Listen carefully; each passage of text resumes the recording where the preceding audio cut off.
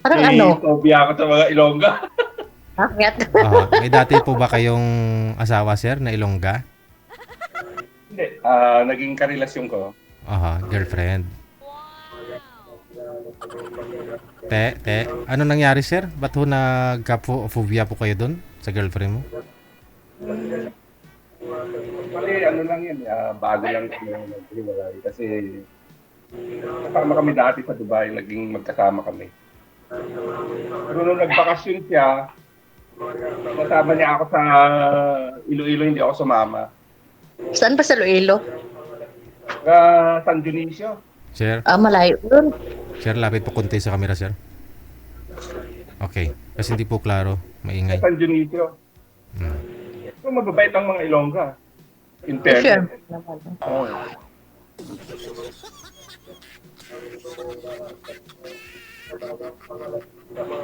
Pwede magtanong?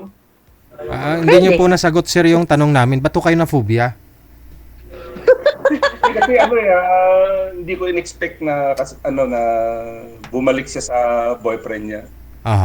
Doon sa San Dionisio. Oo, Bali ho, nung umuwi siya, sinasama po kayo pero hindi ka sumama. hindi ako sumama. Yun lang. Tapos nalaman ko na lang nung bumalik kasi sinundo ko siya sa airport eh. Tapos nagsama po kayo dyan. Hindi. Sinundo ko lang siya sa airport. O hinatid ko siya sa Terminal 2. Okay. Mahirap natin pilitin yung isang tao pagka ayaw na eh. Nung umuwi po pala, nag-connecting flight po siya, no? Lumipat lang sa kabilang terminal, gano'n. Nag-usap kayo, Oo. nagkita kayo.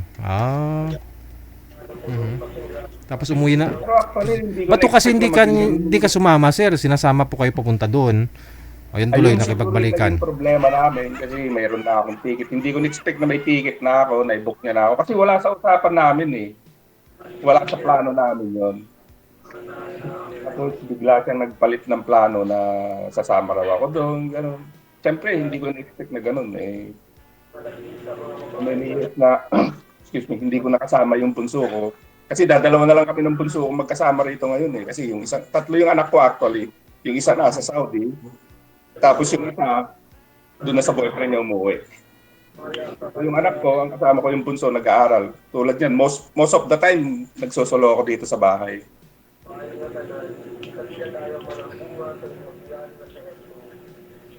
Mhm.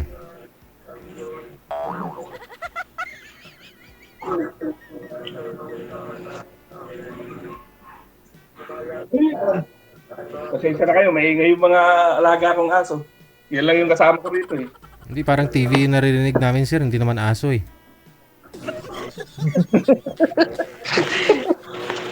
Wala akong kasama rito. Mm-mm. Pagka ganito na may yung anak ko, yung Hindi, sir, kasi pansin po ng mga viewers natin, hindi ka tupitingin kay ma'am, sa TV po kayo nanonood. I-off mo muna yung TV. hindi ko ako nakatingin sa cellphone eh. Isang cellphone no, ay isang monitor. I-off nyo po muna. Okay.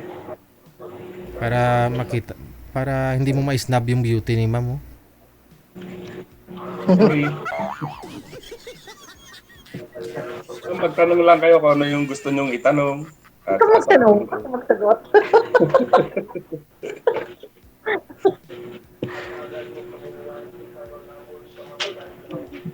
Papawisan niya ako eh.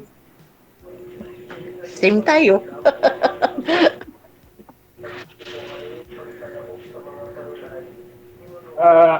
Dati kayong may asawa? Oo. Sal kayo? Nung dati, ngayon, single na talaga ako. Nag-divorce kayo. Ako kasal din ako pero may kinakasama na kasi yung misis ko, yung ex ko. Ngayon, kaysa gagastos ka ng annulment, para magagastos ka ng annulment. Nag-usap na lang kami, gumawa kami ng kasulatan na wala kaming hahabulin sa isa't isa. Kasi ang laki eh, ang gagastusin mo pag magpapa-annul ka. Kaya nga. Paano nyo po nasabing single ka po talaga ngayon, ma'am? Kasi, yung dati, kumuha ako ng passport ko. Hmm. Hindi ako binigyan sa apelyado ng tatay ko. Mm. Hindi ako kumuha ng birth certificate ko. Yung birth certificate ko, yung sa nanay ko. Yung apelyido ng nanay ko. Kaya, tiningnan ko yung rehistro ko sa amin, wala na daw yung apelyido ng tatay ko na sa nanay ko.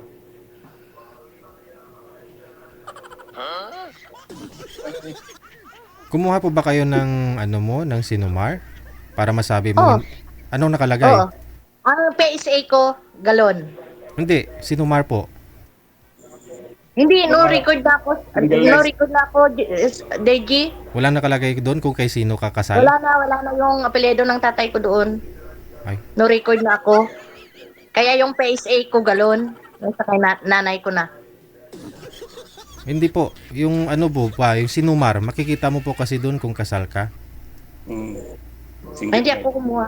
Hindi ka kumuha. Pero, nagtanong ako doon sa munisipyo namin, sabi niya, no record ako. Hindi yan sa munisipyo eh. Sa PSA po talaga kayo pupunta. Alamin mo kung kanino kakasal, no? Hindi, hindi nga makita yung kasal ko, Sir DJ. Kasi yung pangalan ko, yung apelyido ko, Galon. Ah. Nung dati, nasa tatay ko. Mm. So, dapat kukuha ka ng certificate na apelyido ng tatay mo at saka kukuha ka rin ng certificate na apelyido ng nanay mo para malaman mo. Ewan ko lang. Kung Kasi yung nakapasport ako, nasa ano eh, nasa Galon eh. Ang Baka- PSA ko, Galon ngayon eh. Baka yung passport mo, lately mo lang. Baka huli mo lang huli kinuha yan. Kinasal ka dati pa. Dati pa. Oo. Nung ano pa ako, dati pa. Mm-mm. Tingnan mo baka kasal. Nung nagpakasal ako sa asawa. Baka kasal ka kay Manny Pacquiao mamaya, edi delikado. Eh, hindi ako sumama Iloilo eh. Makatanta rin ako. Ano? Takot po kayo, sir? Hindi Hindi naman ka magkanta sa Oo, Ilongga ba? kasi alam mo sir, sa totoo lang, mahirap kasi na ano eh, papasok ka sa sitwasyon na ano, na hindi mo pa alam kung ano talaga yung sitwasyon na papasukin mo.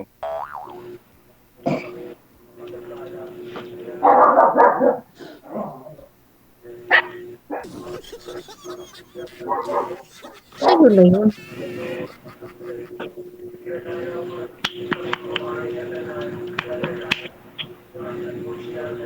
Ano ka, ma'am? Rosaryo ka, ma'am?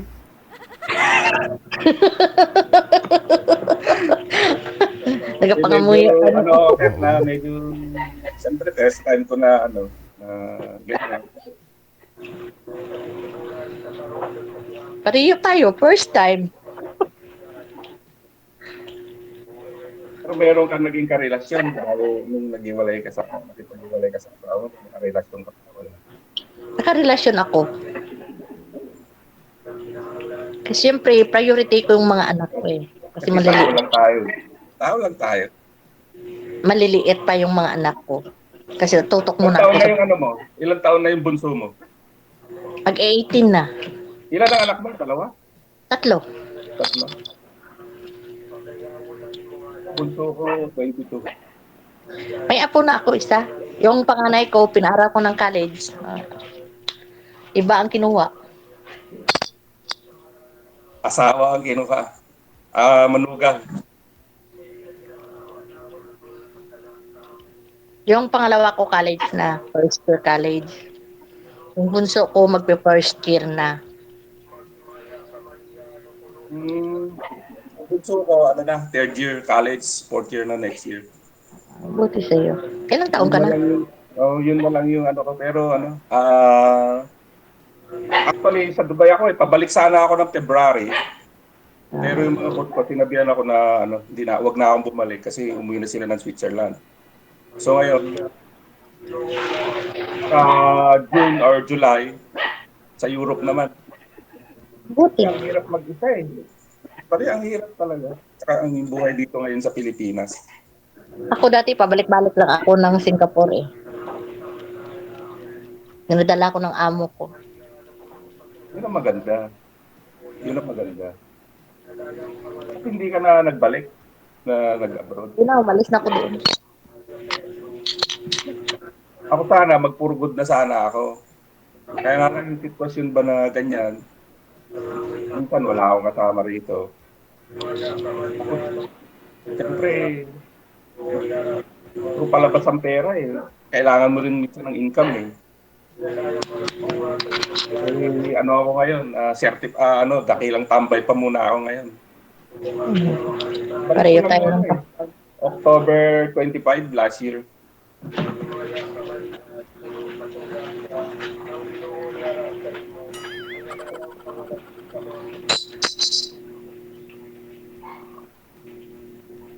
Ano nga pala yung sa inyo? Iloilo. Ang banda sa Iloilo? Kung gusto mo, punta ka ng Guimaras sa Magic Island. Wow, maganda dyan. Yung may-ari niyan, ano ko itiyain. Ah, ganun? Mm. Ilibre mo ako pag pupunta ako doon. Pwede. Punta ka malang. Hindi, joke lang ah.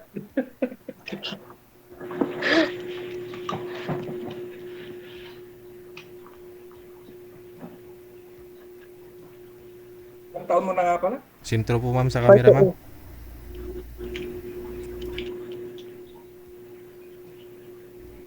49. Ikaw? 49? Ikaw, 49. Ako, 54 na 48. ako. Ah, 48. Ha? 54 na ako. 54 na ako. Parang hindi halata ah. Hindi kasi, depende kasi sa tao yan eh. Dito kasi, pag nandito ka sa Pinas, yung iba kasi rito, mahilig manigarilyo. Inom paghapon. Yung ano eh, yung nakasanayan na nila, lifestyle na ng ibang Pilipino rito. So, since 2015, totally talaga, hindi na ako uminom. Pero hindi talaga ako nanigarilyo. Mula nung bata ako, talagang hindi ko na yung manigarilyo.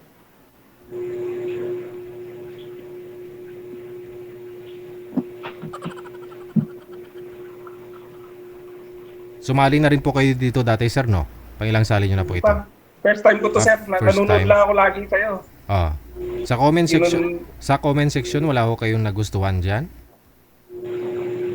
hindi naman kasi sir, nanonood lang ako sa iyo la. Kasi dati nung nasa Etihad ako may panggabi. Paggabi Mm. nanonood ako pagka wala na kaming Mhm. wala na kaming masyadong trabaho. So nga yung libangan ko noon eh, nag-enjoy ako dun sa mga ini-interview mo eh.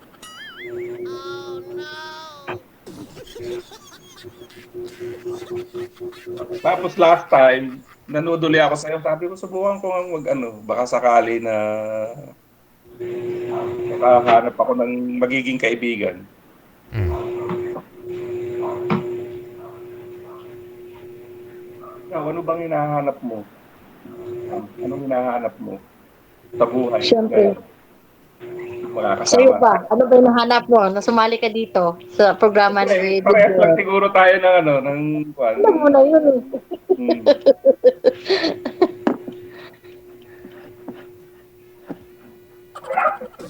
Nahanap ako ng forever ko.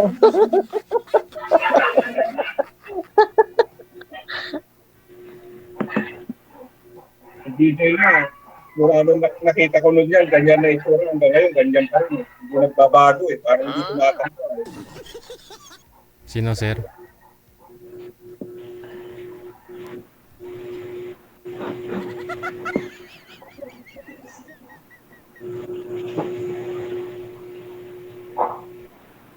Ano ko nung nakita? Yeah.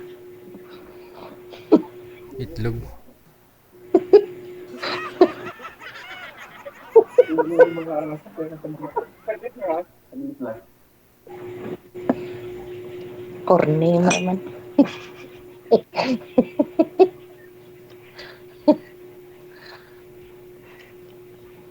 Pag wala ho kayo sir, sino po yung kasama ng anak mo? Yung anak ko, pagka ko yung mga barkada niya lang dito, imagine mo, almost a year. Yung dati, kasama niya rito yung pangalawang anak ko. Kaya nga nung nagkatrabaho, bihira na rin siya umuwi rito. Nung umuwi ako ng October, sabi ko sa kanya, balik sana ako ng February, DJ eh. Mm. Babalik ako ng February. Pero pinakausapan ko ng bunso ko na huwag mo na ako umalis. Kasi imagine mo, 9 years na hindi ako nag-Christmas New Year dito eh. Uuwi ako, mga yung March, ganun, August. Pero nung Christmas New Year nga ako rito itong last year, Ubos. ako Ubos, rin sir. masaya kasi wala yung panganay ko eh. Ah, kala ko wala ng pera. Lahat mo pa, DJ.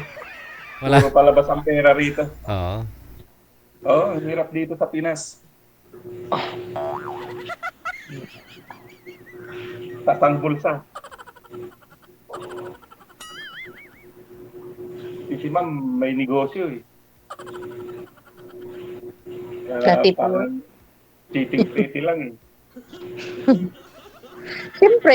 Siyempre, hanap ka na paano mo pakain ng mga anak mo. Alangan na, uupo-upo ka lang. Kahit anong ginagawa para makakain ng mga anak. Kapaaral, Yung panganay mo, ilang taon na? 25. Oh, kaedad lang din ng anak ko. 25. Yung panganay ko. Pero yung panganay ko nasa Saudi. Buti sa'yo. Oh, yun yung sumusuporta sa amin. Kaya maski nakaupo lang ako rito, okay lang. Pero hirap din. Hirap din. Hirap nga, kahit umiga ka, mahirap eh. Iba pa rin yung sarili mo yung perang ginagastos mo. May ano sir, may nag-comment. Gusto daw nila makita kung matanggal mo daw yung sombrero. Ah, okay. Sorry. Oo. Ayun, kasi sabi nila baka daw wala na hong hahawakan si madam. Hindi, marami pa. Marami pa. Ayan mga basher ha, kita ninyo. Mayroon pa naman. Di pa ako good-good, masi 54 na ako. Yung mga ex-girlfriend ko, actually, DJ. Yung tatlo, 37 years old lang yung mga yun. Oh, yung tatlo mong naging ex-girlfriend, puro 37. Alaki ng agwat ng edad, no? Oh, 17 years. 17 years. Ano pong pinakamatagal, sir, na naging girlfriend mo? Gaano po katagal? Yung pinakamatagal? 2 years. Puro na sa Dubai. Sa Dubai. Alam mo naman sa Dubai, sir. Oo. Parang Pinas na po ngayon dun. Oo. Alam mo naman sa Dubai. Ang ano ron. Nung ako sa Dubai, 17 years ako doon. So, ngayon po, anong gusto mo? Mga ilang taon pong gusto mo, sir? Ako, hindi naman ako naghahanap ko ilang taon siya. Basta importante yung magkasundo kami. Kasi mahirap, actually DJ, mahirap sa experience ko mahirap na makirelasyon sa Lungga. masyadong malayo ang agwat ninyong dalawa.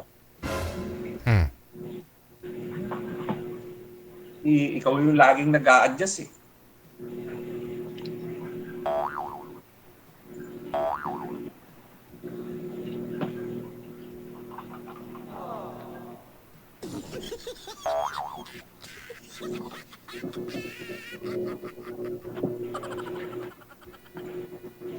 So, madam, anong kuan mo sa lalaki? Kainan mo o matbata sa'yo? Gugutom ka na yata, kumain ka muna. Gusto ko yung lalaki matanda sa akin. Yun. Yan naman ang kalamitan sinasabi ng mga babae, lalo yung mga 30s. Ayoko ng bata. Mga 40 pataas. Talaga yung maririnig mo sa kanila basta mga 30s na, mga 30 pataas na Gusto nila yung 40 pataas yung maging nila kasi yung mag-guide. Is tama naman. Mostly sa mga age na hindi ko sinasabing lahat pero mostly hindi talaga sila nagtatagal. Depende. Kaya hindi ko sinasabing lahat eh.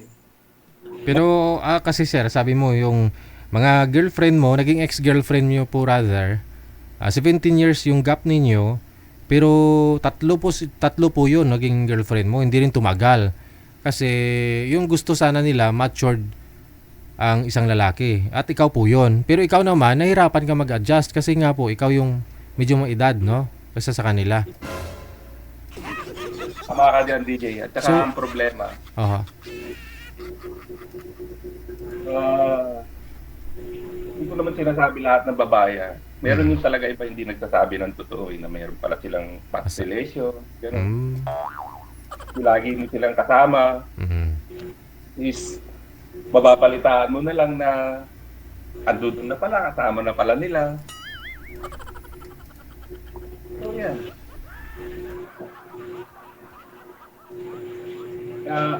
Hindi ko naman sinasabi na lahat ng babae na mahirap magtiwala. Hindi ko naman sinasabing lahat. Meron talaga.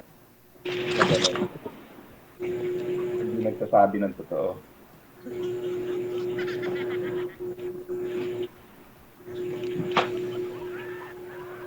Ito po si ma'am, malalaman mo din po ninyo ito sir kung nagsasabi siya ng totoo.